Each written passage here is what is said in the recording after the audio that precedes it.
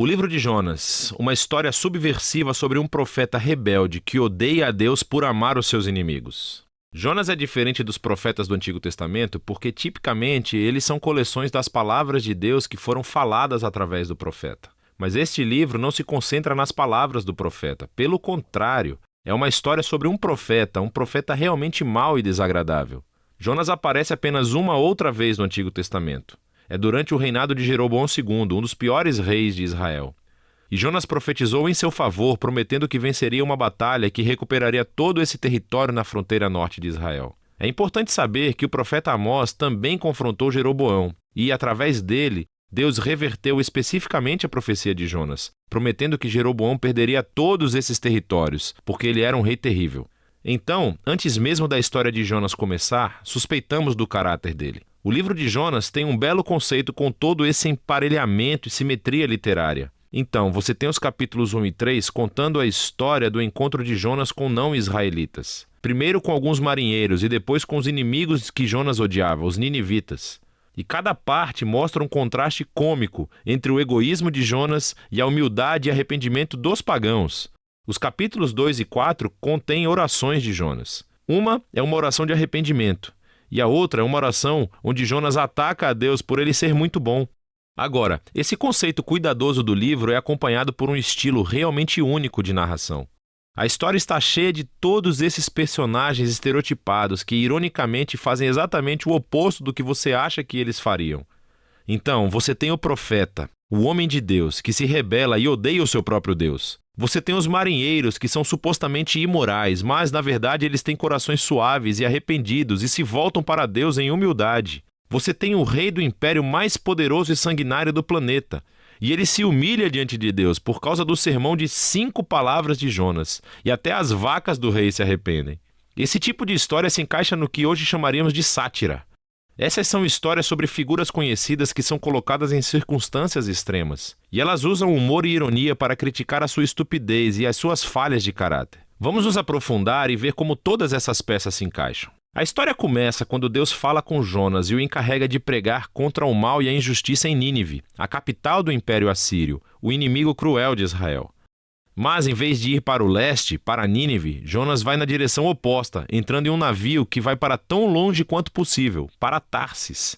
Agora, a grande questão aqui é, por que Jonas foge? Ele está com medo? Será que ele simplesmente não gosta de ninivitas e não foi nos dito ainda? Então, o homem de Deus tenta fugir de Deus. E ele embarca em um navio cheio de marinheiros pagãos, e entra no casco do navio e adormece. Então Deus envia uma enorme tempestade para acordar o seu profeta, enquanto, ironicamente, os marinheiros no convés estão bem atentos para tudo o que está acontecendo. E eles conseguem discernir que há um poder divino em ação aqui. Então eles lançam os dados e descobrem que Jonas é o culpado. Então, eles pediram a Jonas que se explicasse. Jonas falou um monte de bobagens religiosas. Ele diz, sim, sou hebreu e adoro o Senhor, o Deus que fez o mar e a terra seca.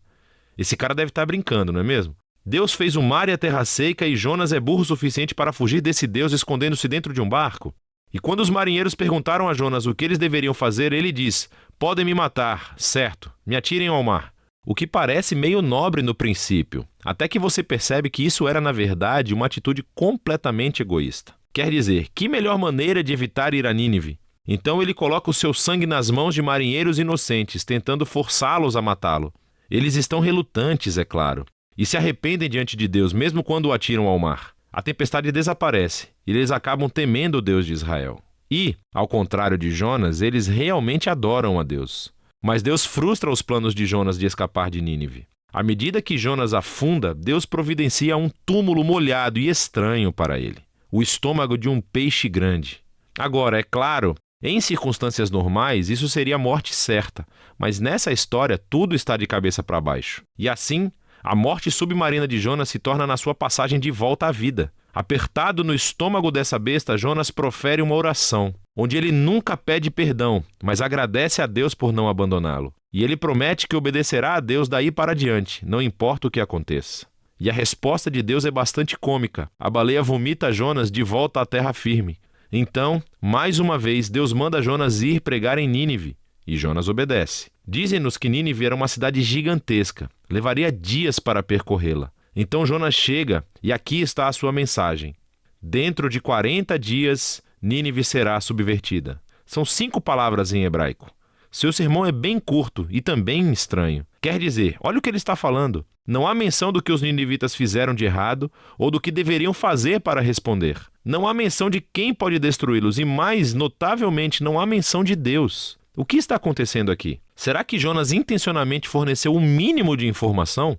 É como se ele estivesse tentando sabotar a sua própria mensagem ou garantir a destruição de Nínive. Simplesmente não há qualquer esforço por parte de Jonas aqui. Quaisquer que sejam seus motivos, o plano não funciona. Porque tão logo ele profere esse sermão de 5 palavras, o rei de Nínive, toda a cidade, incluindo todas as suas vacas, se arrepende, com tristeza e pesar.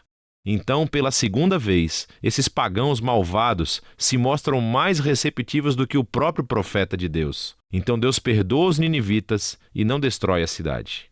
Ora, aqui está a parte brilhante da história. A última palavra do sermão curto de Jonas, subvertido, significa exatamente isso, virado. E pode se referir a uma cidade sendo derrubada ou destruída, como Sodoma ou Gomorra. Mas também pode ser usado para falar de algo que é transformado, como invertido e transformado na direção oposta.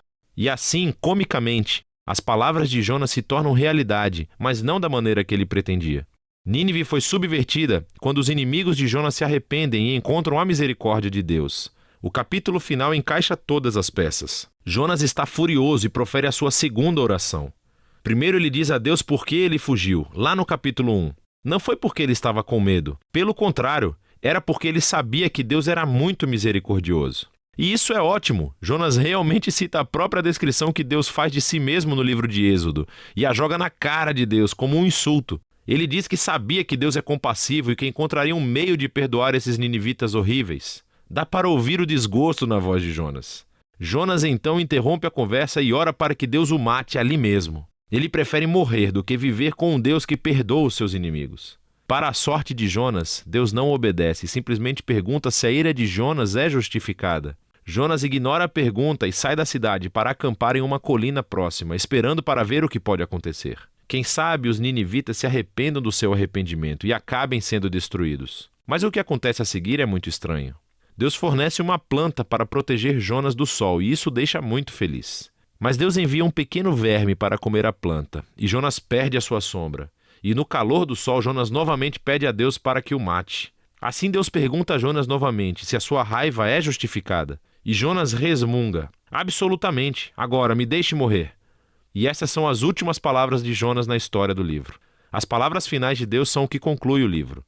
Ele diz que esse incidente todo com a videira foi uma tentativa de chegar a Jonas, certo? Jonas ficou todo preocupado e sentimental por causa da vida dessa videira, que ele usufrui somente por um dia. E Deus perguntou a Jonas: os humanos não são um pouco mais valiosos do que as videiras? Não é correto que Deus possa sentir o mesmo tipo de emoção e preocupação pela cidade de Nínive, que está cheia de milhares de pessoas que se perderam no caminho e que também perderam suas vacas? E é assim que o livro termina, com Deus pedindo a Jonas a permissão para mostrar misericórdia aos seus inimigos. E qual é a resposta de Jonas? A história não diz, porque esse livro não é objetivo. A questão é que o livro está tentando te confundir. E as perguntas de Deus aqui, na verdade, são endereçadas a você, leitor. Você aceita o fato de que Deus ama o seu inimigo?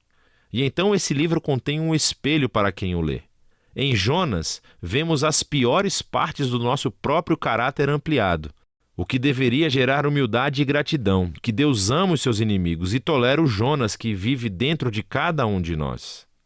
E então essa estranha história se torna realmente uma mensagem de boas novas sobre o tamanho da misericórdia de Deus e se apresenta como um desafio central na nossa própria vida. E esse é o livro de Jonas.